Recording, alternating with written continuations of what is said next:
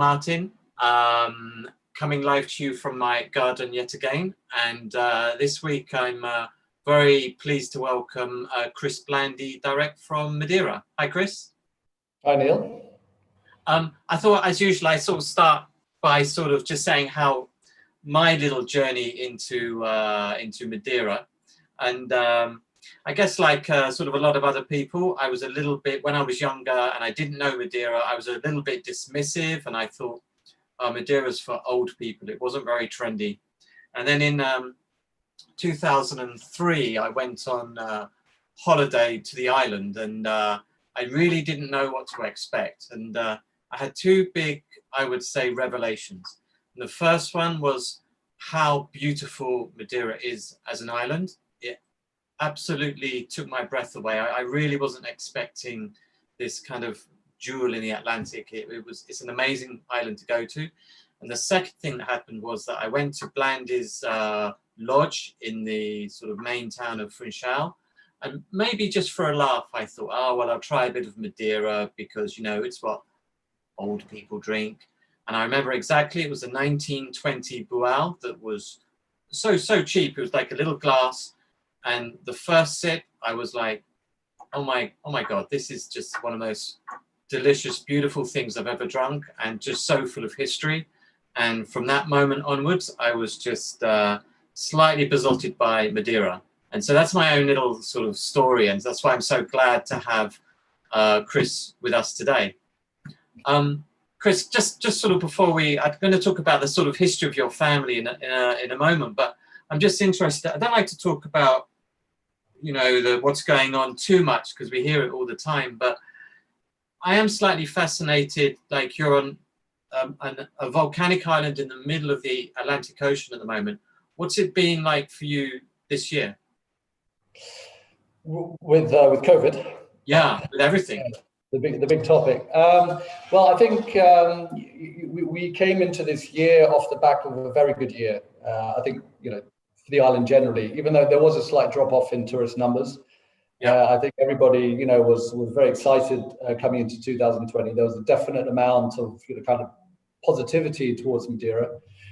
And, you know, a lot of press being, you know, sent out about Portugal generally, and then Madeira through its, you know, various promotional channels as well. You know, we've been winning the, you know, the island destination of the world quite a few years in a row. You know, Ronaldo obviously promotes Madeira directly as well. So I think, you know, and Madeira wine recognition and sales were going extremely well. So I think, you know, as I said, coming into 2020, everybody was very excited. Obviously, when you know, when end of February, beginning of March came around, Madeira reacted in a different way to a large portion of what other countries did. We were very quick to shut everything down. So, you know, the ports were shut down obviously just before the big cruising season started. The airport was shut down. For all intents and purposes, there was an obligatory quarantine, you know, of 2 weeks for everybody, you know, arriving. So that put everybody off traveling to Madeira. And we were very strict. The government here was very strict in how, you know, people approach this whole new dynamics that we had to live with. And, you know, in hindsight's a great thing. We never know what's going to happen tomorrow, let alone what's going to happen further down the line. But I think in hindsight, what the government implemented right at that stage allowed Madeira to, you know, to be relatively unaffected in terms of number of cases here on the island. I think today there are a total of 125, 130 cases on the island. So obviously a lot of those have still recovered. There are about 15 active cases right now, but they're all identified. You know, so we've and zero deaths. So we've been relatively fortunate in the fact that we've been, in terms of number of cases, relatively unscathed by the whole situation.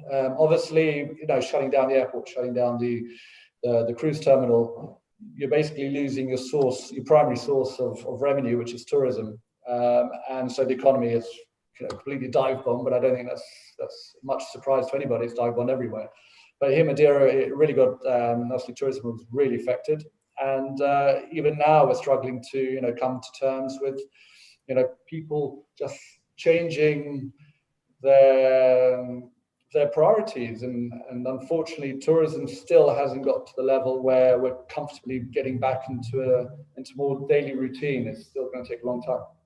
I suppose, I mean, like, I remember it's quite important, the cruise ships coming into Funchal, isn't it? I mean, you have a lot of people coming by cruise ship, and I can imagine in the long term that's going to be one sector that's, you know, going to have a long-term problems, I think. But yeah, hopefully. Yeah, I think the cruising industry has been identified as one of the last recovering tourism sectors. And I think, but you know, we're shipping agents here at Blandy's. You know, we work with you know, all the classical P&O, the Cunards, the AIDA, the Costas. You know, so we're constantly now looking at ways and how to make sure that when they do come back in line, which, you know, there will be a future for them, it's just whether or not it's going to be at the end of this year, whether or not it's through to 2021 and beyond. Yeah, yeah. Well, let's move on from that, because I think all of us we're talking about it all the time. We have to move on. I mean, let's talk about like a little bit of history, because you know the history is sort of very important in Madeira. I mean, I think was it last year was the 600th anniversary of the first settlers on the island. Is that correct? Yeah, correct. So on the island of Madeira is 2019 celebrated. On the island of Porto Santo next door is 2018. So basically we've just come off the back of 2 years of celebrating 600 years of discovery. Yeah, yeah, yeah. And I mean, just going back right to that time, how did the first settlers, why did they come to this kind of volcanic island in the middle of the Atlantic Ocean? And I mean, how did the first settlements begin on Madeira? Well, they say Porto Santo was almost discovered by accident. I mean, you know, you have various different points here. People say the Italians already knew about Madeira. There've been maps in which, you know, islands off the coast of Africa have been identified. They actually say a Brit was actually shipwrecked off the coast of Mexico. Typical Brit. Shipwreck. Yeah. So yeah, but obviously the Portuguese being the settlers here. Porto Santo was almost discovered by accident as a storm. Porto Santo actually means safe port. Yeah. And then a year later, they obviously discovered the island of Madeira. If you think about it geographically located. Yeah, I think we've got a map just coming up here, so people can just see where exactly we're talking about. Yeah, so I mean, strategically, especially during the era of discoveries, you know, Madeira was extremely well placed to resupply the sailing ships coming down from Portugal as they went down the western seaboard of the African coast. And then, of course, you know, across to America, across to Brazil. So, you know, extremely important. I think that's one of the reasons why it helped Madeira develop itself, not only as a strategic trading location, but then, of course, connected to the wine. It did mean that, you know, a huge amount of wine was sent out to the four corners of the world during the year of discovery. Yeah. Chris, just looking at the map here, can you just, sorry, I thought it was like indicated on the map. Which island is the one of Madeira? Is it the one off the African coast? So it's it's just there. Yeah, that's it. Yeah, cool, great. So it's about 310 miles off the coast of Morocco, so closer to Africa than it is to Portugal. Yeah. And then just, you know, above the Canaries, you can see there the set of islands down below, and then the Azores, which are further northwest. So it's almost ideal conditions to pick up the trade winds during the discoveries. Yeah. And tell me, can you tell me about the origins of the sort of the Blandy family on the island? How did that begin? Well, it all started off as you know, a lot of the British families that came out to Madeira at the time. Most of them actually came out during the 18th century. The first Blandys to come out here was the beginning of the 19th century, so 1807, 1808. As a young man, he was originally from a farming community in Dorset, and he came out here to actually get over a chest infection that he had. And Madeira, obviously being subtropical, you know, a lot of the northern Europeans came down to the south to make sure that they got over this. He must have been an absolute visionary, because you know, shortly after arriving here in Madeira, he actually found these amazing opportunities to invest into the wine business. And not only that, actually invested into the shipping business as well, through trading, through supplying ships. So it was we spent many years, and this is even going back to my grandfather's time, we spent many years thinking he was actually enlisted in General Bereford's army, because there was an army stationed out here on Madeira during the Napoleonic Wars. And so for many years, we actually said on the back labels as well that he was associated to the British Army. But we found out later that that wasn't the case. He did come over to act as a clerk in one of the banking facilities here. And then, of course, when he saw the opportunity, established the company in 1811. So by 1811, there was already, I mean, when was the first Madeiras made? I mean, I've been lucky enough to taste some Madeiras that are 200 years old. I mean, but I mean, when was the sort of birth of the Madeira wine, let's say? Well, we believe that shortly after the discovery of the island in 1419, that vines were planted, and they actually say the first planted vines came out from Jesuit priests from Italy. So first recorded or documented so-called shipments of wine, I believe, was at the end of the 15th century. So we're talking 1490, 1492, I believe. So even then, even though the whole vineyard structure was what we call the third part of the agricultural series. First you had cereals, then you had sugarcane, and then you went into vineyards. Wine has been present, pretty much shortly after the discovery of the island. So nearly for 600 years. And I mean, like, and there's a sort of specific, just for sort of people that don't sort of know. I mean, how did that sort of the style of Madeira come about? Because it's sort of connected with the sort of the shipping the wines across the Atlantic Ocean and the sort of the oxidation that occurred and the heats that occurred en route across the Atlantic, didn't it? Yeah, it was purely the accidental wine. I mean, what a great way to actually improve your wine by sending it on a voyage, which most wines, just fall apart. It's, we obviously we don't have any documented reports of exactly the moment, the kind of eureka moment. But what we believe is that on particular trips, around to either to India, actually most probably to India, or even across to Brazil, some captain must have maintained a barrel left in the hold of the ship, and on the way back to Madeira, he sat down with the shipper or the producer and said, "Look, we've got to try this. Something's changed this wine. It's actually improved." And apparently they thought it might have been the rocking motion of the wine in the barrels across the high seas. But then shortly after, they realized that it was a fact. Especially to voyages to India, they had to cross the equator twice on the way to India and twice on the way back, which must have meant that the temperature in the holds of the ship must have got up to 45 degrees centigrade, perhaps. Massive water evaporation, but a real intensification of the wine, of the complexity of the aromas. And so, this accidental wine actually, improved with these trips. And I say it's legend, but we still have documented POs, purchase orders, even dated back before we were established. So, Cossart Gordon Archives, I think one of the POs that we have is from 1792 or 1794, in which I paraphrase it: "Dear Sir, we desire you would ship 2 pints of good wine via Jamaica, and from Jamaica up to our client, Viscount so-and-so in London." So these were specific order forms asking the shipper to send wine around the tropics in order to maximize the heat and therefore maximize the price as soon as it got to the market. So yeah, I mean, it's amazing how this all started, and it's amazing how we can actually replicate what they were trying to do, in our wine lodges in Funchal nowadays. Yeah, I mean, in the 19th century, what were the main markets? Correct me if I'm wrong. Would have been here in the UK and on the American Eastern Seaboard. Is that were they the 2 main markets? Those were the predominant markets. Yeah, at the end of the 19th century, then we started getting into the Russian market as well. But those were the 2.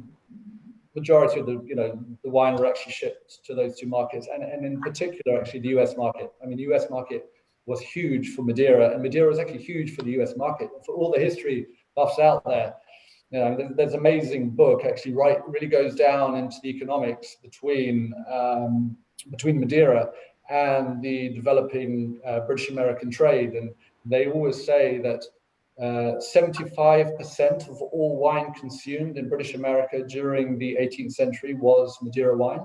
Wow. So there's a huge amount of economic link there, and I guess one of the reasons actually why a lot of the families established here during that time were sending out their ambassadors, to basically look, to be their eyes and ears in the market. Just one question that's just come into my head. I mean, maybe you know the answer or not, but I'm just intrigued.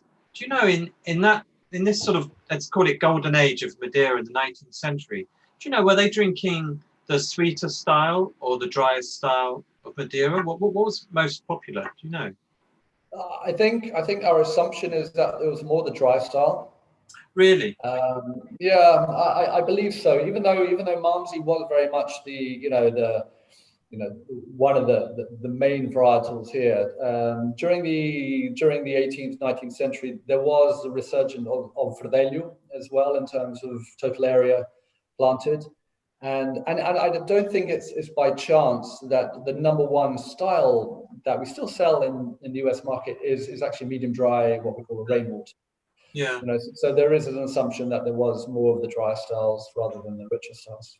It's kind of interesting that, because if you think of other wine categories, the most coveted wines were actually the very sweet wines, whether it was German Auslese or Beeren Auslese or Sauternes. Those were the most sort of coveted wines, the most expensive wines. And I was thinking, well, maybe the sweeter style of Madeira would have been more in demand, like Boal and Malmsey. But it's interesting that you say that actually it was the drier styles that was most popular. Yeah, if you look at just a comparison stylistically between the US and the UK, the UK is very much, I'll almost say in terms of volume, probably about 85% volume, more to the richer styles. Yeah. And the US, interestingly, has got a lot more of a heavier lean towards the drier styles. It's probably not as much as 80 or 85%, but it's definitely more balanced between the richer and the drier. So it's still the case now that you have that sort of different sort of demand for those different styles? Is it still like that? Yeah, absolutely. It's amazing to see people's reaction, especially when I'm really surprised. I would have thought it might have been the opposite way around, but if you serve somebody in the UK a glass of 10-year-old Social, they'll be shocked. Probably. I'd say where's my Boal? Yeah, in their mind, Madeira should be rich. It's always been rich. As we mentioned, grandparents. It's the wine that they tried at Christmas with their grandparents is normally rich Madeira. So, but it's such a great opportunity, to actually get people away from that and say it's not just about the rich; it's actually about the dry styles as well. Yeah, I think what you're saying is really true. I mean, when I think about it, it's like before I really sort of knew much about Madeira, I did associate it with the sweeter style, and this sort of drier style, the socials and the theirs were sort of a sort of revelation to me. And those were the styles I found a little bit, I had to learn. I found it more challenging in the beginning, and then I got to learn to like it. But maybe I want to leave that conversation for a little bit sort of later on. I just want to go back to the sort of narrative, the storyline of Madeira, because we've got this golden age of Madeira and then it all went wrong. Why was that? Just to put it dramatically. That's good dramatically. I know. I better have a good dramatic answer for you as well. So we had, so obviously, 1850s we had Oidium hit us. 1870s phylloxera hit us. Then at the beginning of the 20th century, we had three pretty major global events: Russian Revolution, First World War, Prohibition in the US. So I think we probably, and talking about us as a family, at the beginning of the 20th century, we thought, well, we got past phylloxera. We took a decision to buy up a whole amount of stocks of old Madeira wine. We survived. We almost bankrupted the family, but we survived. And we actually were in a very strong position because nobody else had the stocks that we had. And then it's almost like getting after one crisis, going into another one. By the time the 1920s, 1930s came, I mean, it was extremely tough for the Madeira wine trade generally. Yeah. And this is one of the reasons why the whole Madeira Wine Association was created, which, you know, it's now called Madeira Wine Company, but this was an association of small independent families, you know, trying to pull their resources together just to survive. And we actually joined together with the Leacock family in 1925. Miles Madeira joined pretty much the same time. The Cossack Gordon brands joined in 1958. And then over time, you know, we were buying up small shareholdings, and it got to a point where we were the majority shareholder. And that's how, you know, we're in the position we are today. That's always the most amazing thing, isn't it? Like, you go back to the 19th century and there's all these like shippers that you've sort of never heard of, and then very, very occasionally, you know, one pops up out of nowhere from the 19th century on a shipper that you just don't recognize, and all these names kind of disappeared in the sort of late 19th century, early 20th century, and it's sort of remarkable that sort of Blandy's was one of the very few sort of survivors from that sort of period, isn't it? It is, and I have to say, if had we just been involved in Madeira wine, then I don't think we would have survived. Even though we were quite lucky with the choices, the business decisions that we took at the end of the 19th century, you know, I think it would have been a hard task to come through even during the 20th century. But it was because of our constant, I wouldn't say need, but our constant desire to diversify, you know, into different businesses and see where the opportunities lie, which I think, you know, very much helped us. And at that time, you know, during the 20th century, we were involved in other businesses. We were involved in a media division. We were involved in shipping. You know, we started to get involved in hotels later on. You know, we were involved in banking. You know, we had interests in Lisbon, in the Canaries. You know, so we were quite diverse in terms of business and also in terms of geographical location to allow us to actually survive through a pretty bleak time. Yeah. I mean, talk me through the last sort of, say, 40, 50 years to lead to sort of finish. Where is sort of Blandy's now? Well, it's so we've tried to consolidate actually a lot of the businesses that we've been involved in, and we've been also actually streamlining quite heavily. I mean, Madeira wine, we in 1989 we actually got to a point where, again, you know, as a business decision, we want to be involved in Madeira wine. We just didn't have at the time the global distribution or the, you know, production know-how to actually take it to the next level. And this was, you know, after Portugal joining the European Union, and so there was a lot more pressure on the producers to really up their game and improve the whole process. And so that's when we, you know, through our friends, the Symington family from Portugal, we did a deal with them. They came in, bought the majority shareholding, and pretty much led a revival in the Madeira wine trade for many years up until 2011. Now, in 2011, we were celebrating our bicentennial, 200 years of actually living on the island of Madeira, and we got to that position in large part because of the wine business. So, you know, the Symingtons wanted to do a deal with us as well. So we were looking to buy back the majority shareholding, and they wanted to keep in with us within a small 10% shareholding. And so, you know, as of 2011 till now, we are, you know, once again the majority shareholders of the Madeira Wine Company. Yeah. Just one. We talked about it briefly, and it's maybe one thing that maybe sometimes might confuse some people in that. So I want to talk a little bit about the structure of the. So you've got the Madeira Wine Company, and you've got these four sort of, what would you call them, brands or houses of brands? Yeah. So we've got Blandy's, Leacock's, Miles, and Cossack Gordon. What's the difference between them? As a consumer, I'm looking at these different bottles, and are they very different from each other? Are they made in a different way, or? Well, that, you know, the Madeira Wine Association, we actually have registered about 18 different brands. Okay. Thank God we don't sell 18 different brands. I think it would be a real tough one to manage. So, you know, over time, we've actually tried to consolidate, you know, the brands. Obviously, you know, Blandy's represents the largest share in terms of volume and value. Yeah. And Blandy's is very, very specific in terms of its style, very much as a result of the aging location that we have in Funchal. So that really sets Blandy's style by itself. So we're talking about a style that just naturally is probably more complex.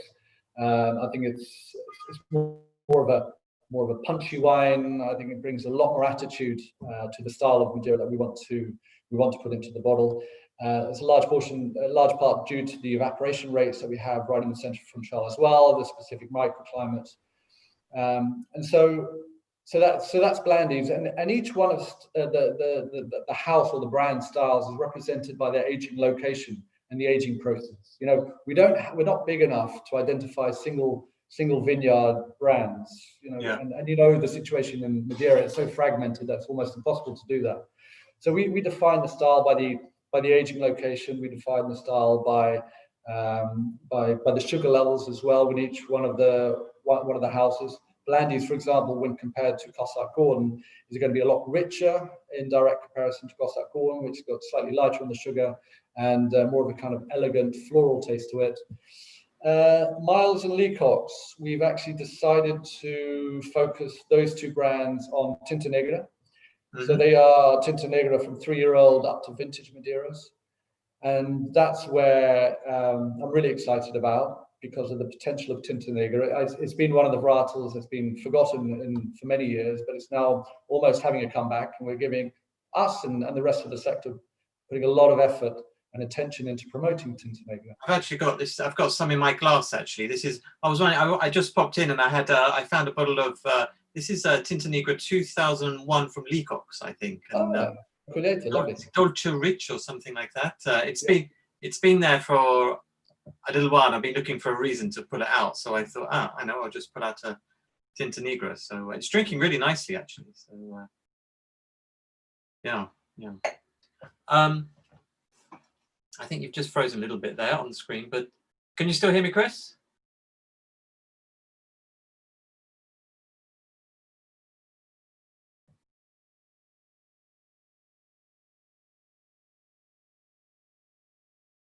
Chris, can you hear me?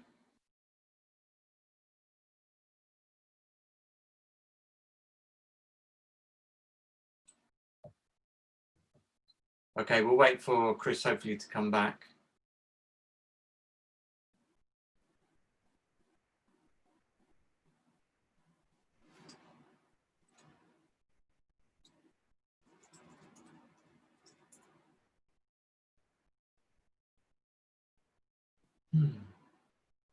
Hopefully Chris will come back in a moment. Gives me time to have a bit more Madeira.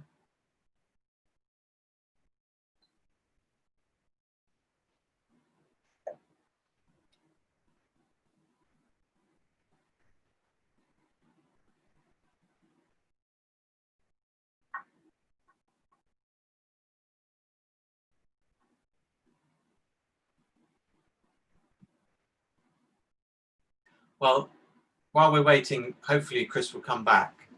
I will.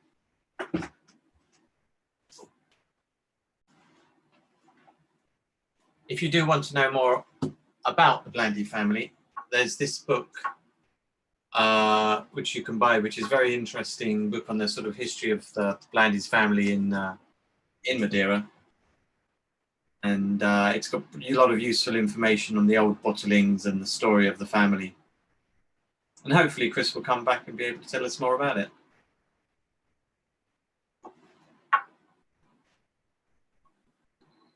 Yeah, it may be that he's lost some the power in the island. Hold on, it looks like he's coming back. Hello. Hi, Chris. There we go. Technology. Yeah. Yeah. Can you see me well? Yeah. Sorry about that. I don't know. Yeah. No, safe to top up. No, you're back loud and clear. Okay. Good. Good. I was just mentioning I pulled this book out from my bookshelf just behind me. So I was saying it's a good resource to find out about your family. Oh, good. So can I test you on a couple of the pages then? No, please don't. No, I've got terrible memory. Now, where were we?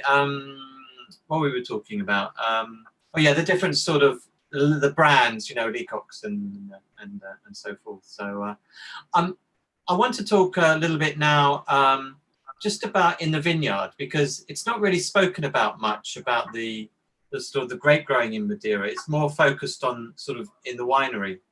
Can you talk a little bit how grapes are grown on Madeira? And I'll bring up a photo of you kindly sent.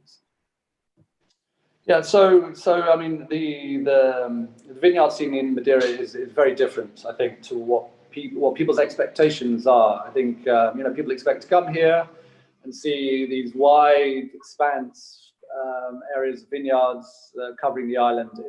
It's not really the case, you know, because it is such a small, fragmented agricultural system that we have here on the island. There are only about 1,200 acres of vineyards in Madeira, and these are actually split by about 1,500 individual growers, located at different altitudes and in different sections of the island. So I'd say about 70% of all grapes grown on the island are actually located on the south side, and the remainder on the north. And these two, and then there are two more concentrated areas. One's in what we call the Estreito de Câmara de Lobos, on the south side, where I believe this picture is from, and then we have it on the north coast, which is the area of São Vicente.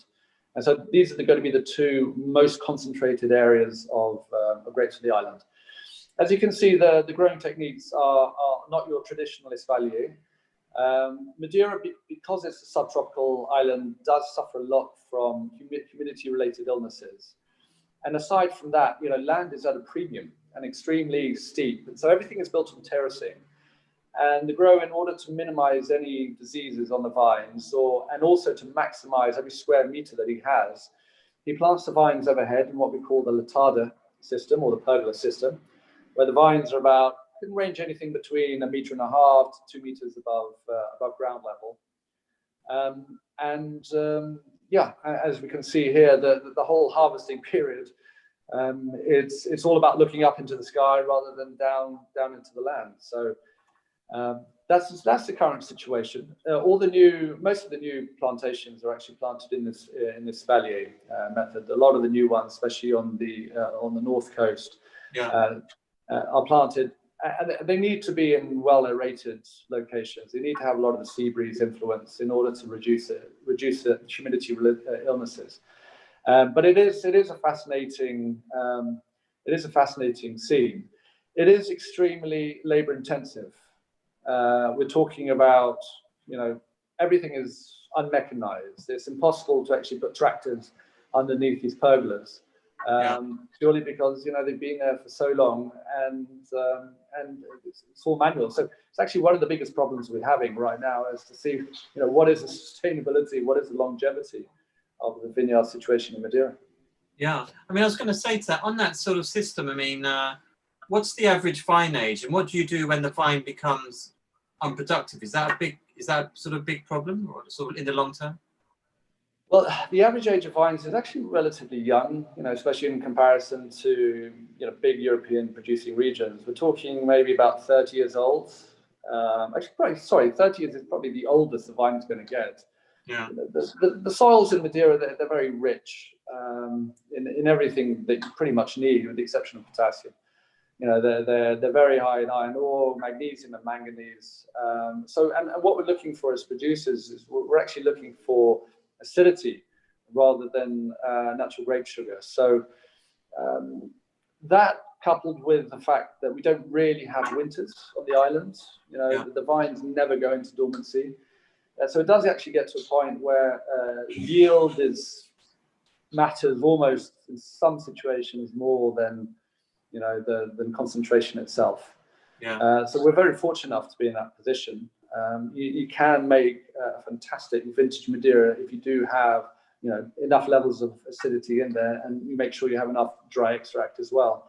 So we can see that most growers are ripping up after about, 30 years, and then replanting with younger, more vigorous vines. Yeah. And what is the sort of the composition of varieties for Blandies? Well, I mean, just first off, we don't manage, with the exception of a very small, humble vineyards. We only manage about 5 hectares under us, so which we really focus on the white varietals and predominantly Malvasia and also Boal. But for us, when it comes to harvest time, we are buying from our third-party growers. We're buying predominantly Tinted Negro, because in terms of volume, 3-year-olds, etc., that's what represents the majority of sales and the majority of our stock. And then, so it's probably for us about 65% Tinted Negro, and the remainder divided up into the 5 white varietals, which is Social, Verdelho, Boal, Tinted, and Malmsey. Now, of course, we always try and buy as much as we can of these white varietals, because we have to remember that we're not buying for we're not buying to bottle it next year or the previous or the year after. We're actually looking to have enough stock to be able to give the next generations coming along the opportunity to bottle up some very old 1920 Boal in 50, 60, 70 years. Yeah. Can you give me we've just talked briefly about the grape varieties there. Can you just give me for people that sort of are unfamiliar, a short description of the kind of Madeiras that each grape variety makes? So, for example, Tinted Negro. What can I expect from a Tinted Negro? Well, it's one of the it's been unfairly labelled as the workhorse of Madeira varietals in the past. I think it's and to be honest, we've unfairly labelled Tinted Negro as well. I mean, the whole sector for years was shooting itself in the foot by never recognising the importance that Tinted Negro has, giving almost labelling the white varietals as what we call the noble white varietals. But Tinted Negro, I think, has the capacity and is shown to have the capacity to produce some fantastic wines. And this only changed in 2015 with the change of the legislation. So before then, it wasn't recognized as one of what we call the noble varietals. And aside from that, you couldn't even put the most important grape that we have on the island on the label. And so, so that's, in terms of Tinted Negro, that was the challenges that we had right at the beginning. And you couldn't bottle a vintage Tinted Negro, which was another crazy imposition that was placed on us many years ago. Yeah. But as of 2015, finally Tinted Negro got the recognition that it deserves. It's one of these amazing grapes that can actually represent any one of the 4 styles of Madeira. So you can have a dry Tinted Negro, a medium dry Tinted Negro, medium rich, and then a rich Tinted Negro as well. In the past, we used to say it was very much dependent on where it's grown, what kind of altitude it's grown at. But we've actually found nowadays that that doesn't really matter. We're picking the Tinted Negro relatively early on in order to keep that natural, sugar acidity in there. And then we deal with the whole stylistic challenge during the fermentation period.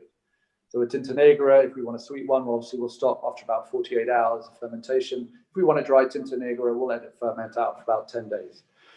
Now, it's amazing that Tinted Negro actually has the capability to do that. And you'll find, especially going on into the future, some fantastic old Tinted Negros being bottled as a vintage, either as a dry, a rich, or medium dry. Yeah.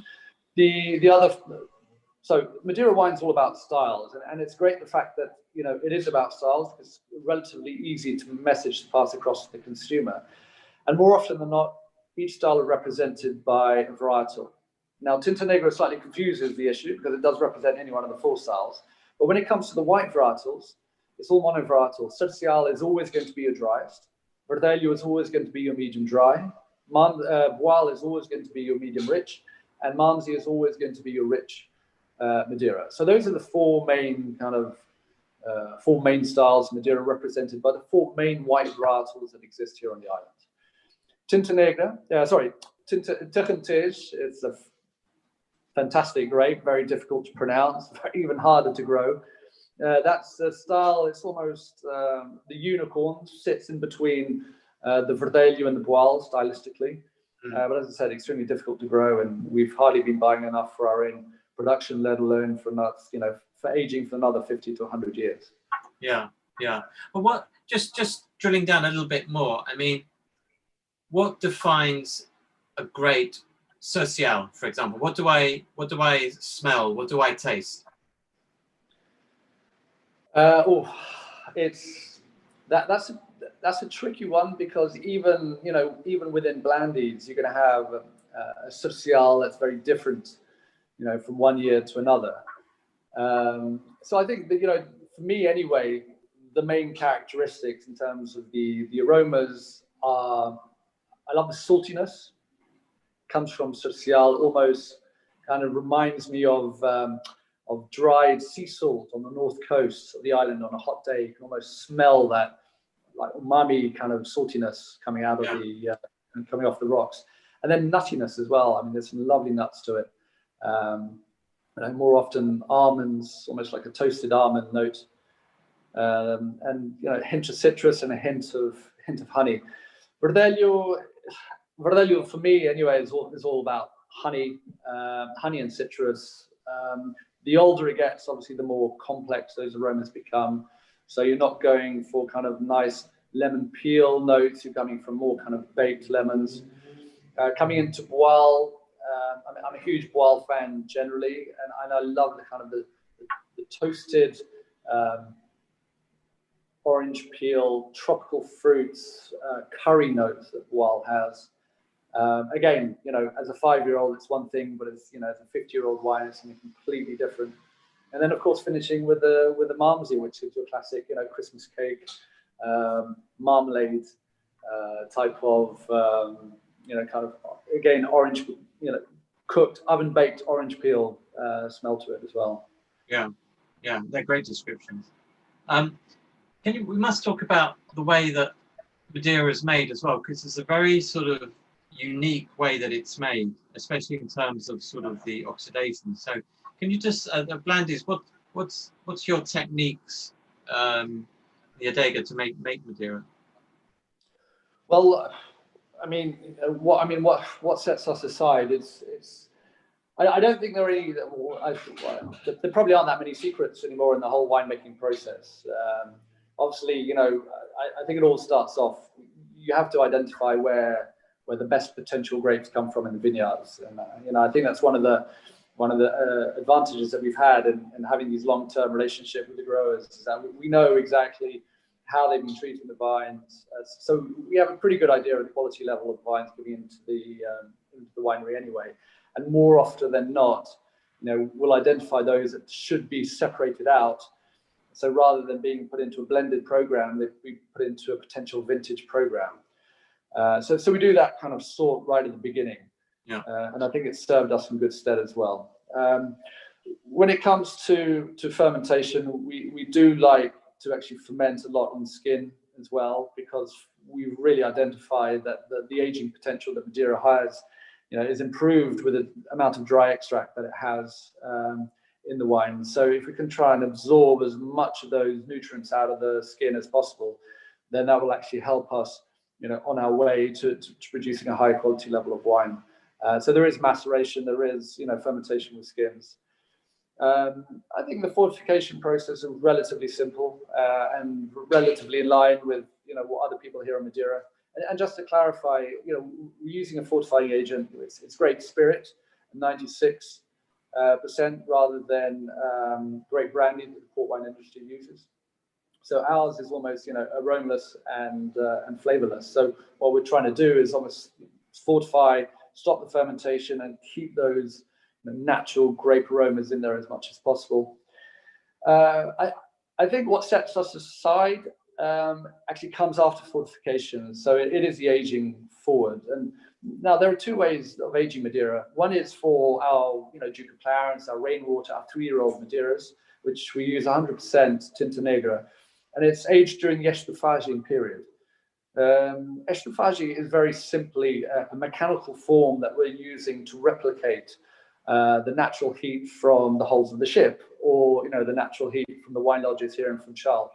So this is where we're putting, after fortification, we're pumping the wine into these big stainless steel tanks with hot water sleeves around the outside, and we're taking the wines up to a temperature of 45 degrees centigrade for a period 4 months. And then after that, we're placing the wines into large Brazilian satinwood vats, where they're then laid to rest for another 2 years before being bottled as a 3-year-old Madeira. Now, we've done a lot of research and really understanding the whole process with the estufagem and how it actually impacts the wine. Because if you think about, every time you introduce heat into a process, there are going to be some chemical reactions going on. And we've really actually delved down into the molecular level to understand how high a temperature and how long a period do we need in order to maximize the transformation from the primary aromas into the tertiary aromas or the Madeira bouquet. And to put it very simply in layman's terms, it's ultimately gently cooking the wine so that there is going to be evaporation happening. You are going to get concentration in terms of the aromas and the flavors.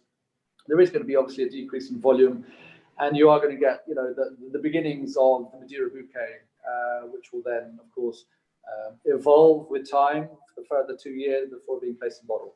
So I think that's where our added advantage comes from, is that we're really focused on understanding the scientific process of the winemaking itself. And this is one of the reasons why our winemaker, Francisco Albuquerque, he is just, that's his obsession ultimately, to really understand what's going on and to improve at every part of the process the wine quality. So that's estufagem, and that's purely 3-year-old Madeiras and just for Tinted Negro. Everything outside that is what we age in called the quinteiro method. And quinteiro is very simply, actually the word quinteiro comes from the big wooden beams that we place the barrels of Madeira wine on top. And rather than putting down below, we're putting them up above into the, as you said, the wine lodges. Be they located here in Funchal, be they located in Quinissal on the easternmost part of the island, where we'll let nature age our wines. Now, the only impact we'll have there are quite a few. Obviously, the age of the barrel is going to have a very important role to play. And I think, again, this is when it sets us aside as a company. We have access to a lot of very old Madeira barrels. And, the coopers say that the average age of barrels that we have in the company is about 80 years old. Okay, so these ones, these barrels we can see in the photo here, do you think that, are they around 80 years old, do you think? Or? They're probably 80 or probably even older. Wow. So, and this is a great image, really actually helps me explain the whole complexity of Madeira wine aging, because first you're talking about individual barrels that are individually unique. So then almost no 2 barrels are the same. The average size on the island of barrel in the wine lodge is going to be about 650 liters. Again, but the bigger the barrel, the smaller the barrel is obviously going to have an impact on the aging process of the wine in that barrel. So obviously, a smaller barrel that you have, the quicker the evaporation rate. The larger barrel, the slower the evaporation rate. But ultimately, what's probably the most important aspect about the whole quinteiro process, and it's highlighted in this individual picture, is where it's actually located in each one of the rooms within the buildings within the company. So this particular room is what we call the Sótão de Amêndoa. It's on the 4th floor of a building located right here in the central Funchal. So we're talking about a building that's about 35 meters above sea level, has 12 different aging rooms. This room here is going to be the highest aging room that we have. And wines placed in barrel in this particular room are going to suffer evaporation rates of about 15% every year. Right. Wow. So, purely from a business point of view, you're putting wine year one into its aging process, where at the end of the year you're going to be losing 15% of your volume just in 1 year. Yeah. Now, the secret with this, obviously, you wouldn't, as a business, you wouldn't be able to survive if you were just to leave it up there for 10, 20 years. So the secret of this is actually knowing when to bring that wine down to the lower cooler floors, where the evaporation rate is a lot less. Yeah. Okay. So, and just, I spoke about the 12 aging rooms here at the wine lodges in Funchal. Each one of those aging rooms has different humidity and different temperature levels. So what would the If we were temperature? to play, Sorry, what would the temperature be inside this room here, approximately? well, the temperature today, and we have all this monitored by special sensors. The temperature today got up to about 35 degrees centigrade. Okay. Humidity levels at about 65, 67% humidity. Okay. Okay, and so the average up here is probably going to be about 25 degrees centigrade. And you compare that to the lower cooler floors, north facing underneath the, right at the bottom of the warehouse, we're talking there probably about 19 to 20 degrees centigrade average. So there is, even in one building, there is going to be about a 5 or 6 degree difference in temperature, average temperature in each one of these aging rooms. I see. I can't highlight how important this part of the process is. Yeah. Because this is where the magic of Madeira happens. This is when we're letting nature define what's going to be the specific style of. Sorry, style. When I talk in style, I don't talk residual sugar style. I'm talking about the style within each specific varietal. How deep the aroma profile is going to be. How complex it's going to be, and then of course the winemaker then he's going to decide when to start moving it around into the lower cooler floors. Yeah, and he'll also decide when to bottle.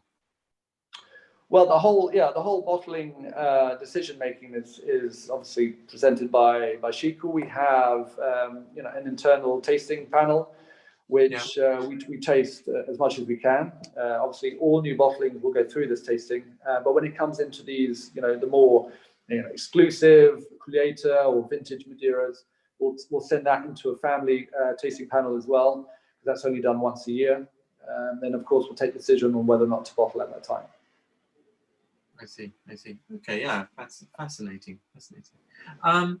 Just I want to ask, we haven't got we've got about 10 minutes left. So I want to ask some more sort of general questions as well. I mean, how do you see of course, we live in uncertain times, but how do you see the future of Blandies and Madeira as a whole? Like, what's the direction you think it should go in? Because it's still quite a sort of a niche kind of beverage. How do you make it more popular? How important is it to get the younger generation to drink Madeira, regularly, not just as a little sort of inquisitive, I'll have a little bit, but how do you make it sort of trendy even? Yeah, that's the secret, isn't it? I think up until now it's been very much a labor-intensive process because more often than not, as soon as somebody tries Madeira for the first time, they'll almost, I wouldn't say have an epiphany of a 1920 that you had back in early 2000s, but it was, they will say, wow, what is this? Why don't I know more about this? So I think we're going through an education process more than anything else, and getting glasses of Madeira in front of the consumer. That for us has been absolutely key over the last few years, and I think has actually helped. And we've all done it, on Madeira. The whole sector's done it. So I think that's actually helped quite a substantial increase, quite a constant increase in value sales for the last 10, 15 years. So sales have been growing as people become aware about Madeira. Because in the past it was very subject to a specific category. Nowadays, with the stylistic diversity that we have, with some fantastic wines being produced by everybody within the trade, each one with their own story, each one with their own signature.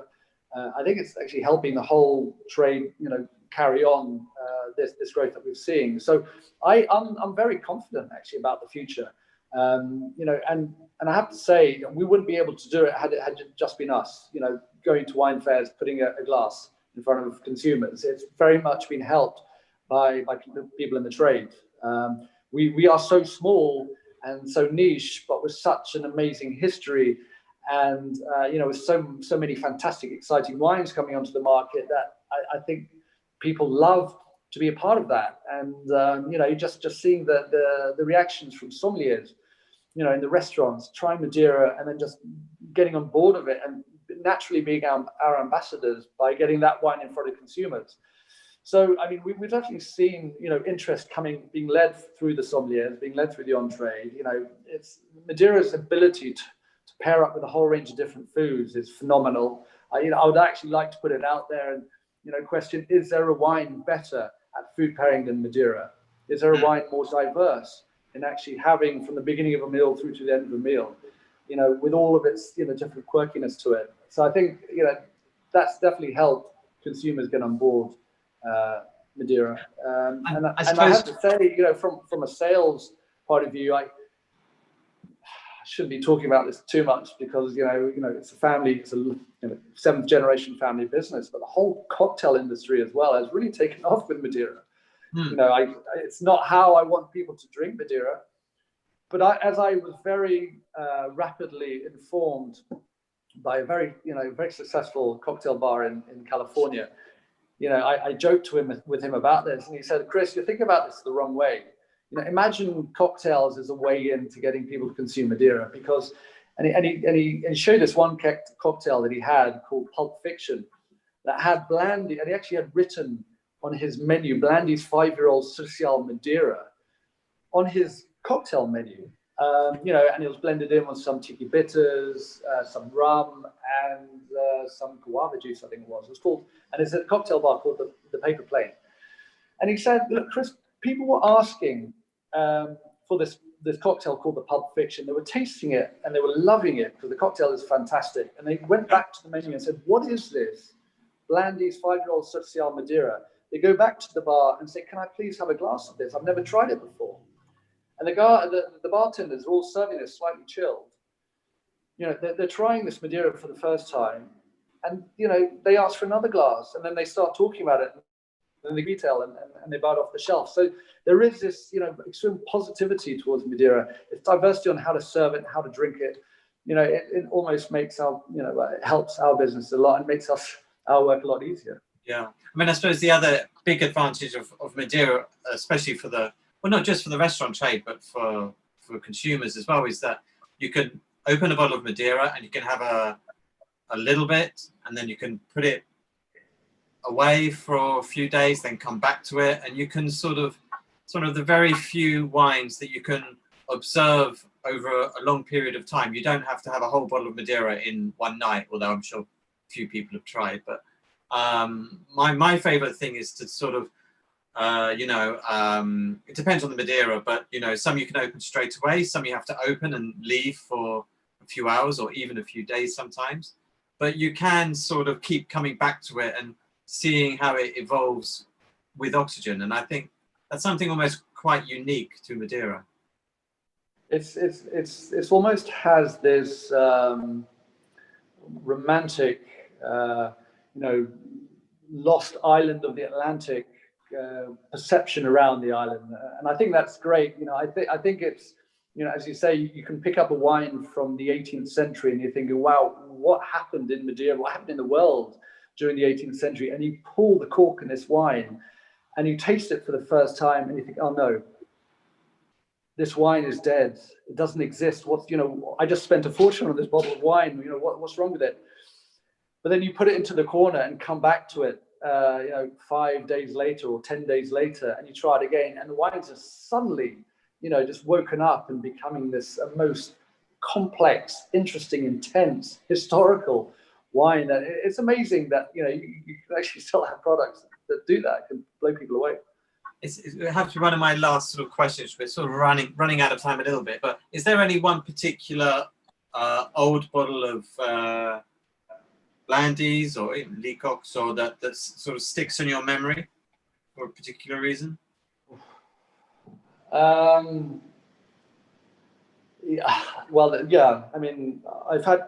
fortunate enough to have had quite a few amazing Madeiras. I think from a very personal level, Tinted from 1795 really sticks in my mind. I've had that on a couple of occasions, and both have really interesting stories behind them. Once was in Hong Kong, and actually another time was with you in New York. I remember that. Yeah. Del Costa, wasn't it? Sorry? Was it Del Posto in Del Posto? It was at the in- Del Posto restaurant. Yeah, exactly. And I I remember, bought the I remember walking in and I thought if somebody lights a cigarette, the whole restaurant's going to explode. It was so strong, the smell. Yeah. Yeah, amazing. But yeah, so that was one of the wines that really stick. But I am a Boal fanatic. So be it 1920, which we're actually just about to launch this year again, be it a Boal 1966, a 62 from Cossack Gorn was just amazing. Yeah, so I have to say, I mean, it's a difficult one, a difficult question to answer. There's so many of them. Yeah. Well, Chris, we're just about sort of running out of time now, unfortunately, but it's been absolutely fantastic speaking to you. It's sort of really, I haven't had a Madeira for a few weeks, and it's sort of, I'm going to go back inside and finish off this this humble little Tinted Negro because it's drinking beautifully, actually. So, and I think that's the one thing we should finish on is that although there are these amazing ancient bottles of Madeira that now cost thousands of pounds, actually it's a very accessible category. There's lots of very well priced entry-level Madeiras that are widely available and are just absolutely delicious. And I guess that's one thing to remember. Yeah, I think so. And I actually have to say we're at a point now where we're constantly looking to improve everything we're doing in the company. We've changed the mindset of how we're working in the last few years, and very much led by the winemaker. And you know, I have to say that the 10-year-olds, even the 3-year-olds that we're producing nowadays is completely different to the 3-year-olds that we were producing 5 years ago. Yeah. They are so much more interesting. They're so much more alive. You know, they've got so much going for it. And the great thing is you start with Madeira and you start with the 3-year-olds, and for what it is fantastic. And then the great thing is that discovery then takes you up the scale to the 5-year-old, the 10-year-old, the 15-year-olds, the 20-year-olds, and then onto the dated Madeira. Onto the 1795 Torrentes. Yeah. Well, I mean, yeah, I think we've got a long way to go before we can get to that point, but it's, you know. Yeah. Chris, thank you a very lovely much. trip, mate. Thank you very much for joining us. We're going to leave it there, but let's do this again in the future.